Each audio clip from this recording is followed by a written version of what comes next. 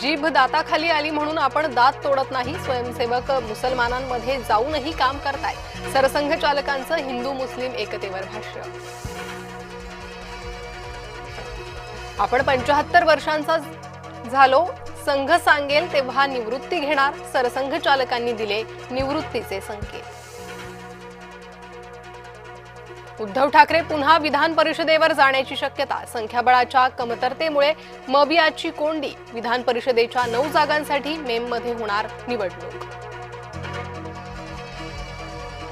मुंबईमधील मराठी माणूस हिंदू हे भाजपला कळलं. आम्हाला मिळालेल्या मतदानामुळेच भाजपनं मराठी महापौर केला. संजय राऊतांचा भाजपवर हल्लाबोल. भागवतांच्या कार्यक्रमात सलमानचं स्वागत झालं. यापुढे मुसलमानांना खुलं आमंत्रण आहे का? संजय राऊतांची संघ आणि भाजपवर सडकून टीका. दाओसमधील 75% करार ऍक्टिव्ह झाले. मेक इन इंडियावर आता मोठा भर. टीका करणाऱ्यांना कृतीनेच उत्तर देणार.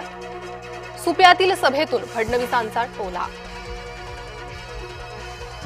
महाराष्ट्राच्या भल्यासाठी दोन्ही राष्ट्रवादी एकत्र याव्यात. अजित पवारांची इच्छा पूर्ण करावी. अभिनेते सयाजी शिंदेंनी मांडलं मत. मुंबईसह महाराष्ट्रातील काही प्रमुख शहरांमध्ये सीएनजी आणि पीएनजीच्या दरात वाढ. मुंबईत सीएनजीच्या दरात प्रति किलो 50 पैशांनी वाढ, तर पीएनजी दरात प्रति युनिट 1 रुपयानं वाढ. मुख्यमंत्री देवेंद्र फडणवीस आज नाशिक दौऱ्यावर. ओझर विमानतळाच्या विस्तारित टर्मिनलच्या कामाचं करणार भूमिपूजन. कुंभमेळ्याच्या पार्श्वभूमीवर विमानतळाच्या विस्तारीकरणाचा घाट. भाजप पदाधिकारी अक्षता तेंडुलकरांकडून रुग्णवाहिकेचा बेकायदा वापर. रुग्णवाहिकेत रुग्ण नसताना दादर मार्केटमध्ये सायरन लावून फिरवली रुग्णवाहिका. देवखेड वेब सिरीजच्या वादावर पडदा. दिग्दर्शक चंद्रकांत गायकवाड यांनी मागितली माफी. गुहागरच्या अडूर गावी जाऊन सुकाई देवीला घातलं गारहाणं.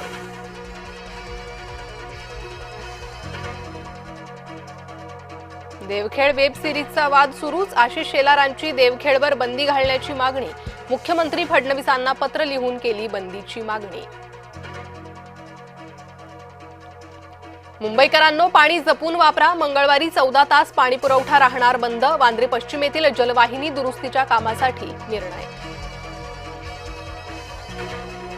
अमरावती जिल्ह्यातील 56 जलप्रकल्पांत 79.66% पाणीसाठा.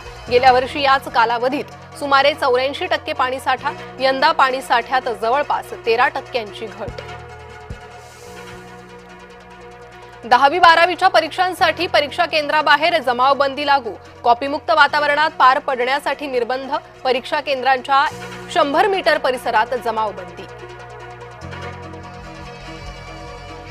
नागरिकत्वापूर्वी मतदार यादीतील समावेशाचा आरोप निराधार. सोनिया गांधींचा विशेष न्यायालयात दावा. विकासासाठी भारत विश्वासार्ह भागीदार. पंतप्रधान नरेंद्र मोदींनी मलेशिया दौऱ्यात केलं अधोरेखित. मोदी 2 दिवसांच्या मलेशिया दौऱ्यावर. 114 राफेल विमानांसाठी भारत आणि फ्रान्समध्ये लवकरच करार होणार. 3,25,000 कोटींचा करार अपेक्षित. 114 पैकी 96 लढाऊ विमानं भारतात बनणार. पाकव्याप्त काश्मीर आणि अक्साई चीन भारताचाच भाग.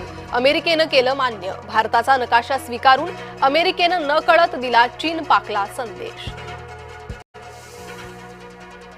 युक्रेन रशिया युद्ध संपण्यासाठी जूनची मुदत.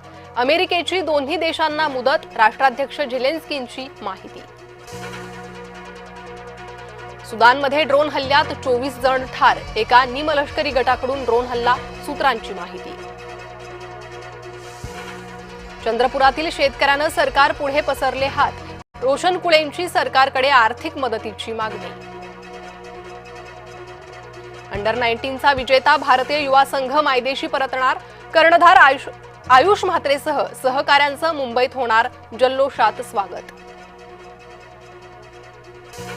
शेगावात भाविकांचा महापूर. गजानन महाराजांच्या 148व्या प्रगट दिनानिमित्त संत नगरी हाऊसफुल. महाशिवरात्रीतही भीमाशंकर मंदिर बंद राहणार.